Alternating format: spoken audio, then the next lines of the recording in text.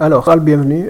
Dans cet épisode, on va essayer de pratiquer un peu ce qu'on a appris dans les séquences contiguës, c'est-à-dire les tableaux. On va essayer de le pratiquer à l'aide d'un petit projet qu'on va créer ensemble. Donc, ce projet est intitulé gestion des étudiants qui va tout simplement s'en charger de réaliser le classement des étudiants dans une école. Et de ce fait, je tiens aussi à rappeler que cette chaîne n'est pas là pour donner des cours à quelqu'un, mais plutôt l'objectif, c'est de partager des outils, des techniques qui nous facilitent les choses. Et pourquoi pas se partager aussi les bouts de code par-ci, par-là. Donc, au final, comme vous l'avez déjà deviné, vous aurez accès à ce que j'aurai à écrire ici dans GitHub.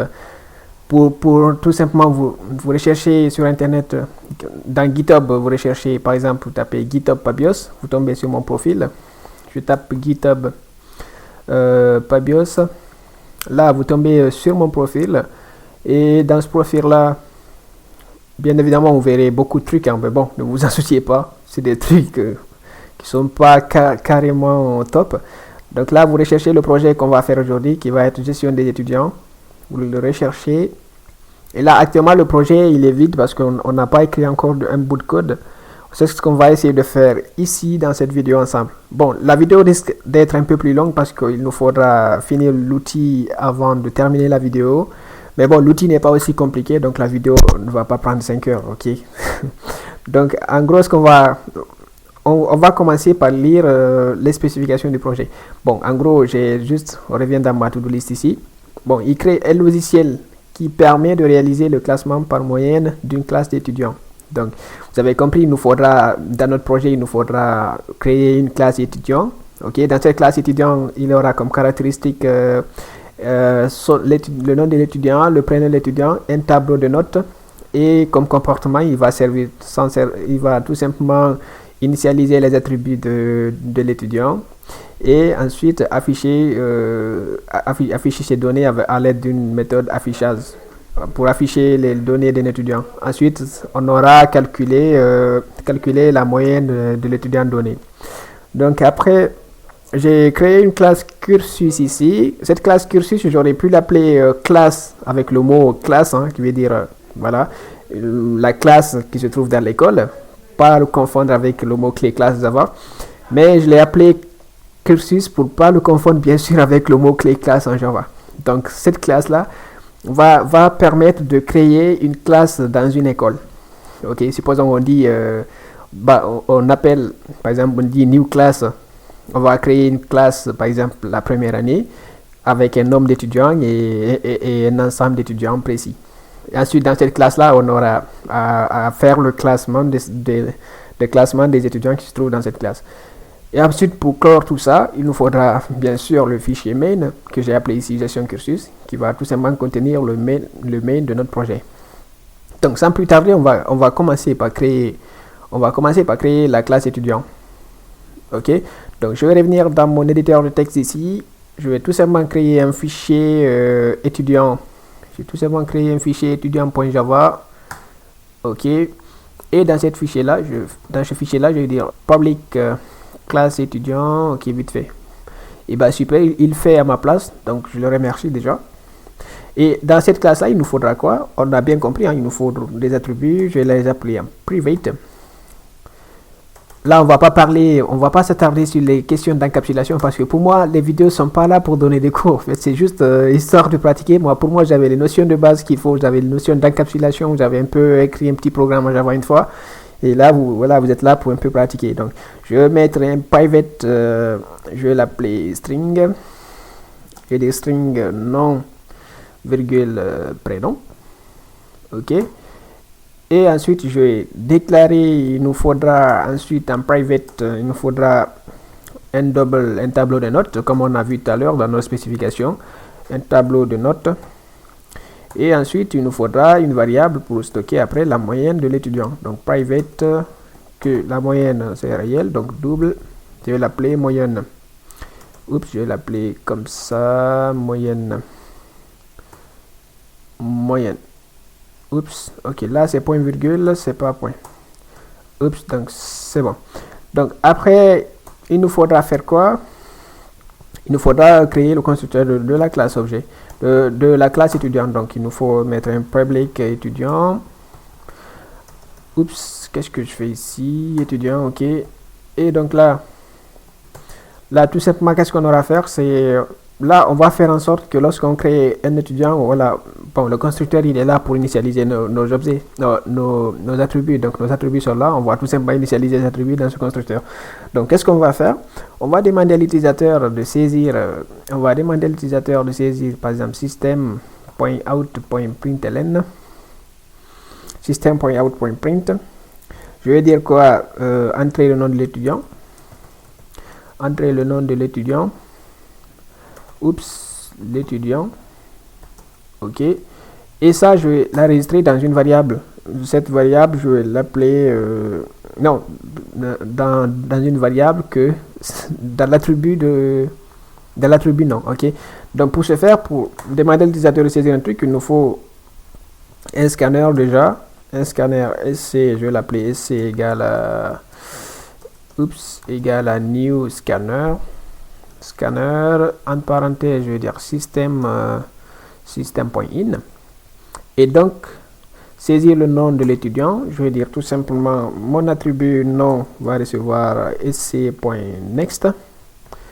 Ok, sc.next. Et après, je vais demander quoi? Saisir.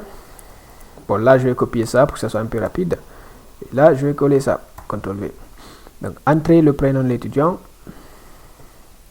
Entrer le prénom de l'étudiant. Et ensuite, là, je vais copier ça. CTRL C, là, CTRL V. Donc, là, je vais dire prénom reçoit. Donc, prénom reçoit sc.next. OK. Et ensuite, il nous faudra demander à l'utilisateur de saisir... demander de saisir, par exemple, je vais copier ça, CTRL C et CTRL V. Je vais dire l'étudiant possède combien de notes? Par exemple, je vais dire quoi? L'étudiant concaténé à prénom concaténé à nom plus nom. Je vais dire possède combien de notes? Ok. Donc là, il faut enregistrer également le nombre de notes dans une variable. Je vais l'appeler int nombre de notes. Int nb, je vais l'appeler nb. Int nb, ok, comme nombre de notes. Que je vais mettre sc.next next int. Ok, voilà, ça va demander à l'utilisateur de saisir tous ces renseignements-là. Et une fois ceci fait, qu'est-ce qu'il faudra faire? C'est d'enregistrer dans notre tableau de notes l'ensemble des notes que le professeur aura saisi. Donc, il nous faut, comme note c'est un tableau, donc il faut tout simplement faire une boucle. On va tout simplement faire une boucle. On peut faire une boucle while ou une boucle for. Ok. On peut faire une for int i allant de 0 à i inférieur à notre tableau note.length. Notre tableau note.length. Oups, virgule, i++. Et qu'est-ce qu'il faudra faire lui? C'est tout simplement, on va saisir la note à la position i du tableau. Donc, je vais dire quoi? Là, d'abord, on a dit l'étudiant possède combien de notes? Il saisit par exemple 2 notes. Et là, on va demander à l'utilisateur de saisir la note numéro 1, saisir la note numéro 2, ainsi de suite. Donc, je vais dire system.out.print. System.out.print. Je vais dire quoi? Entrer la note numéro, je veux dire numéro, je veux que ce soit numéro 1, numéro 2, numéro 3, ainsi de suite. Donc, je vais dire numéro i plus 1, parce que pour éviter que ce soit numéro 0, on augmente 1 pour que ce soit la première soit numéro 1. Ok, je vais concaténer un petit espace, un petit 2 points et petit espace après. Donc, là, une fois le message là fait, il faut enregistrer tout simplement ça dans le tableau note i. Note à la position i va recevoir à sc notre scanner .next, ça va être next double. Ok, donc une fois ceci fait, on va là les notes de l'étudiant ont été saisis. On va faire en sorte qu'à chaque fois qu'on appelle ce constructeur-là, il demande les informations de l'étudiant et automatiquement il calcule la moyenne de l'étudiant. Ok, donc là, tout simplement, ce que je vais faire, je vais appeler mon attribut moyenne. Je vais calculer la moyenne de l'étudiant. Et pour calculer cette moyenne-là, je ne vais pas le calculer ici dans le constructeur. Je vais tout simplement créer ici une méthode particulière. Une méthode que je vais appeler... plutôt, je vais l'appeler private. Parce que la moyenne d'une classe est un peu sacrée. Donc, private, je vais l'appeler private double. C'est une moyenne. Je vais dire... calcul. Je vais dire calcul moyenne. Je vais l'appeler calcul moyenne. Ok. Donc, dans cette méthode-là, il va permettre tout simplement de calculer la moyenne d'un étudiant donné. Donc, tout simplement, ce qu'on va faire, il nous faudra un double. On va déclarer notre variable somme. On va l'initialiser à 0.0. On va faire tout simplement une boucle. Alors, je vais écrire un truc ici. Bon, je vais utiliser plutôt une boucle for each. Si vous avez utilisé une fois, vous avez codé une fois en PHP, vous savez ce que c'est, peut-être, probablement. Mais si tel n'est pas le cas, vous allez comprendre, c'est pas bien compliqué la boucle for each. Donc, je vais tout simplement faire valeur note as note, mon tableau note. Je vais tout simplement dire quoi? Somme reçoit somme plus valeur note. Ok, donc quand je finis de calculer ça, je vais retourner tout simplement la moyenne.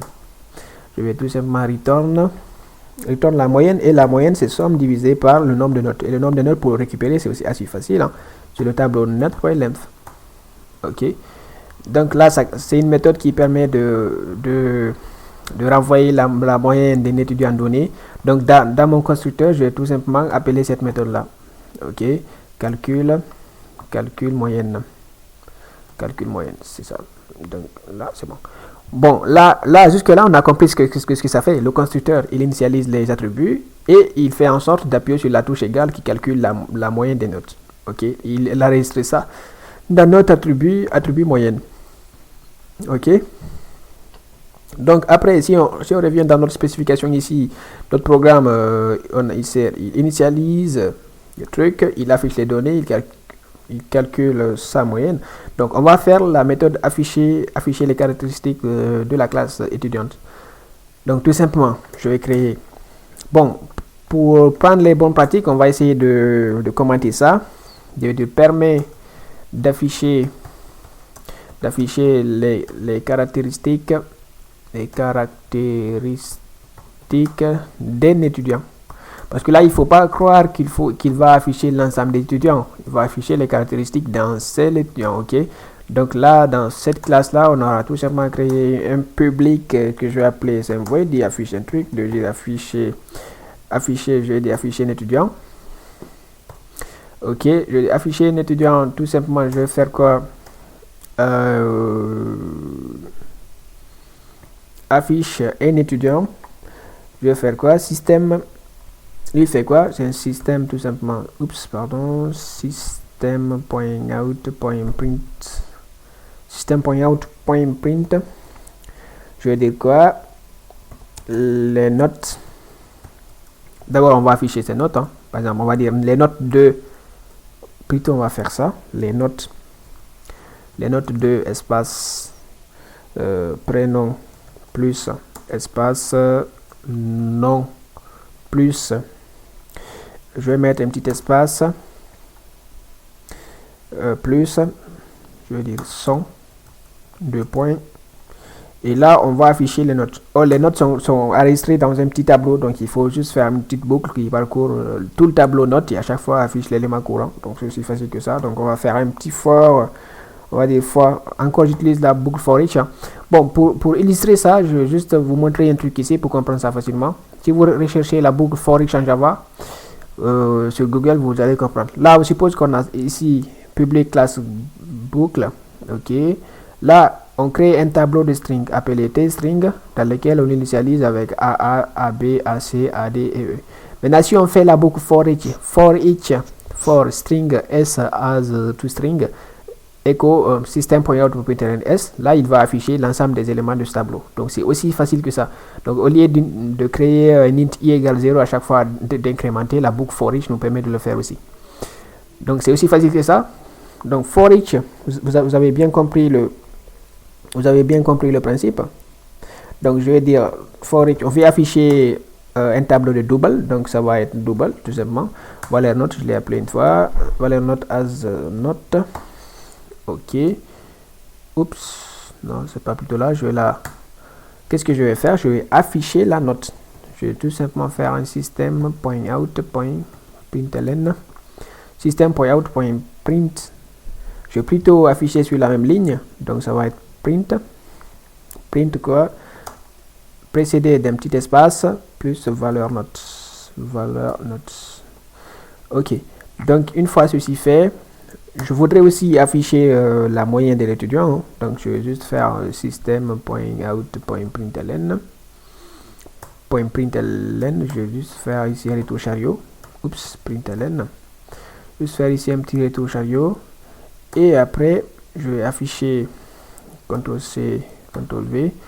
Là, je vais afficher tout simplement la moyenne d'étudiant. Donc, on va dire ça. Sa moyenne vaut plus l'attribut moyenne. L'attribut bis moyenne. Ok. Donc là, on a réalisé la méthode affichée, la méthode affichage qui permet d'afficher les caractéristiques d'un seul étudiant. Et ensuite, il nous faut quoi? Je pense que là, pour cette classe, on est bon. Je vais juste compiler cette classe, savoir si j'ai pas des erreurs des erreurs de ouf. Java C étudiant.java. Ok, je vais juste compiler ça. Allez, ça va. Donc, on n'a pas, par exemple, une variable n'a pas été initialisée. Voilà. Donc, ensuite, on va créer notre classe. Si je reviens dans ma to-do list, il nous faut une classe cursus, qui est un synonyme de classe dans une école. Donc, tout simplement, on va créer cette classe cursus ici. Je vais l'appeler cursus. Cursus.java. Bingo. Et donc, dedans, ok, il fait à ma place, merci. Il nous faut quoi? Tout simplement, en gros, comme je l'ai dit, cette classe cursus, elle est un peu synonyme de la classe physique dans une école. Donc, il faudra d'abord créer la classe, ça veut dire demander à l'utilisateur de saisir le nombre d'étudiants de la classe et à chaque fois de demander à l'utilisateur de saisir les informations maintenant. Donc, tout simplement, qu'est-ce qu'on va faire? Il nous faudra tout simplement un attribut private étudiant. Étudiant, vous allez comprendre tout de suite. Private étudiant que je vais appeler liste. Ok, là j'ai créé un tableau d'étudiants parce que dans la classe on a un ensemble d'étudiants. Donc il nous faut un tableau d'étudiants. C'est pour ça que j'ai dit au début qu'on allait pratiquer un peu ce qu'on a appris dans les tableaux. Donc là on crée un tableau d'étudiants et c'est dans ce tableau d'étudiants là qu'on va essayer d'afficher à chaque fois l'étudiant I, l'étudiant I, etc. Donc, qu'est-ce qu'il nous faut? C'est tout simplement ça. Je vais ensuite créer public void. Je vais créer un void de classe. Je vais bien sûr l'appeler classe. Bon, classe qui va permettre tout simplement de créer la classe donnée, la classe physique, bien sûr. Donc, en créant ça, il faut juste afficher un petit message system.out.print. Je vais dire saisir le nombre d'étudiants, par exemple. Je vais dire saisir le nombre. Saisir le nombre d'étudiants. Ok. Et après, qu'est-ce qu'il nous faut? Il faut enregistrer ce nombre-là dans une variable. Bon, pour enregistrer un truc, il nous faut scanner aussi. Scanner sc égale à new scanner, vous avez compris. En parenthèse, system.in. Ok. Donc là, tout simplement, je vais enregistrer ce nombre-là dans une variable int nbe.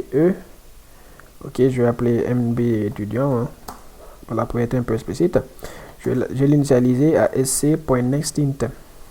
NextInt, ok. Bingo. Donc, qu'est-ce qu'il faut faire après? Il faut que notre tableau liste ici, on va initialiser notre tableau liste. liste égale à new étudiant. New étudiant qui prend un paramètre, le nombre d'étudiants déjà, NB étudiant. Voilà, bingo. Ok. Donc là qu'est-ce qu'il faut maintenant faire? Il faut dans notre tableau d'étudiants ici enregistrer un étudiant donné. Or que les caractéristiques d'un étudiant, si on appelle le constructeur par défaut de l'étudiant, il va s'en charger de poser toutes ces questions-là. Donc à chaque fois dans notre tableau liste, on va enregistrer là pour vous montrer ça. Vous prenez cet exemple-là, au lieu que ce soit un tableau d'entier, c'est un tableau de liste. Non, c'est un tableau d'étudiants. Donc, à cette adresse-là, on aura l'ensemble des caractéristiques de l'étudiant, par exemple, nom, prénom, etc., sa moyenne, tout. Dans cet élément-là, on aura aussi un autre étudiant. Dans cet élément-là, on aura aussi un autre étudiant. Donc là, c'est ce qu'on va faire. C'est ce qu'on va faire dans cette classe. Donc, qu'est-ce qu'il faut? Il nous faut une boucle. On va tout simplement faire une boucle. Je vais dire for, par exemple, int i allant de 0 à i inférieur à la taille list.length. Ok, je vais dire i plus. Qu'est-ce que je vais faire? Je vais enregistrer un étudiant, donc liste i reçoit new étudiant. Voilà, new étudiant. Bon, new étudiant appelle le constructeur par défaut de la classe étudiant. Et ce constructeur par défaut de la classe étudiant, il permet de faire quoi? Il permet de poser toutes ces questions-là. Entrer le nom de l'étudiant, entrer le prénom de l'étudiant, saisir les notes, etc. Ok. Donc, ensuite, quand il finit de faire ça, on va tout simplement aller vers cet espace-là et sortir de la méthode. Ok.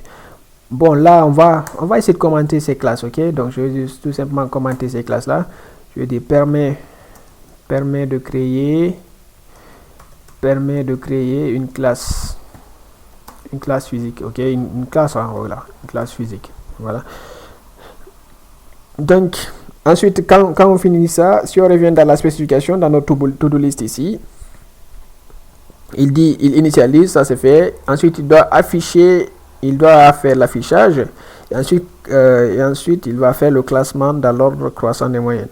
Donc, il nous faut une méthode d'affichage. Non, il nous faut une méthode affichage qui affiche l'ensemble des étudiants. Donc, on aura tout simplement un public. Je vais l'encapsuler en public. Affichage, donc c'est void. Je vais dire affiche au lieu que ce soit un étudiant, je vais dire affiche tous les étudiants, affiche tous les étudiants, ok, affiche tous les étudiants. Et dans cette méthode là, on va tout simplement également faire une boucle for each, aussi simple que ça. For each étudiant, for each étudiant E as list. Qu'est-ce que je vais faire? Tout simplement, je vais afficher l'étudiant, afficher un étudiant. Bon, là, qu'est-ce que je fais? J'ai dit quoi? Parcours-moi le tableau liste à chaque fois. Parce que en gros, dans le tableau liste, on a des objets. Donc, à chaque objet, il va appeler la méthode afficher un étudiant de la classe étudiant.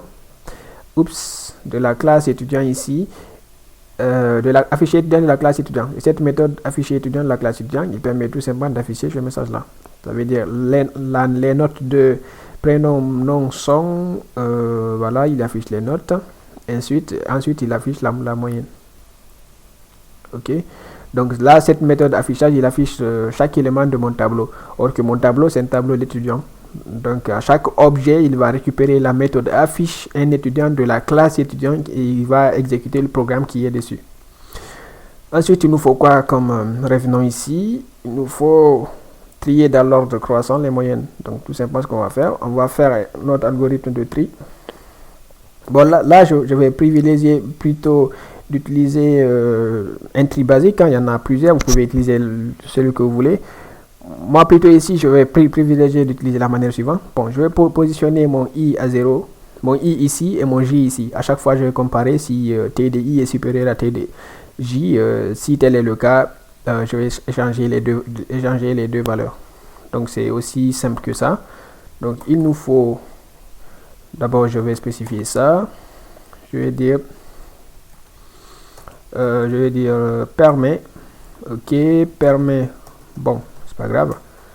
Dire permet de trier permet, bon, de trier, bon, je veux dire de faire le classement, en vrai.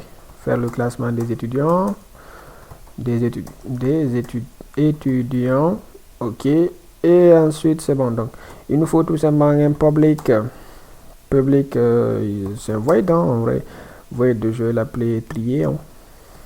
Je vais l'appeler trier, pourquoi pas. Ou je pourrais l'appeler classement, en vrai, c'est pareil. Bon. Je vais l'appeler trier. Donc, qu'est-ce qu'il va faire lui? Je vais tout simplement déclarer un int i, je vais l'appeler à 0. Et un int j, je vais l'initialiser au début à 0. Qu'est-ce que je vais faire? Je vais faire une petite boucle tant que i est différent de long tableau list.length. Oups. Qu'est-ce que c'est ça?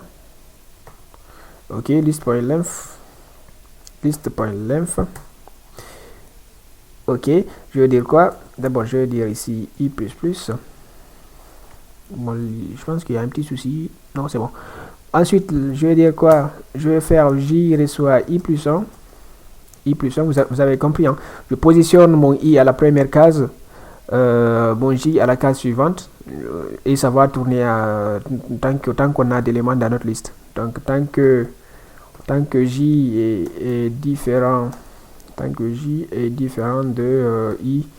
Non, tant que i est différent de list.length également. Ok. Ensuite, qu'est-ce que je vais faire? Je vais dire d'abord j reçoit j+1. Et avant de faire ça, maintenant je vais échanger les éléments dans quelles conditions si table de i est inférieur à table de, si table de i est supérieur à table de j. Donc qu'est-ce que je vais faire? C'est tout simplement ceci. Donc je vais faire un while, non, je vais faire un if ici. Je vais tester if liste de i, ok. Maintenant on compare quoi? Si liste de i point moyenne. Attendez, je vais écrire juste moyenne ici. On va voir, on est confronté à un petit souci. Moyenne ici, on ne peut pas le récupérer moyenne parce que dans la classe étudiant, notre moyenne était tout simplement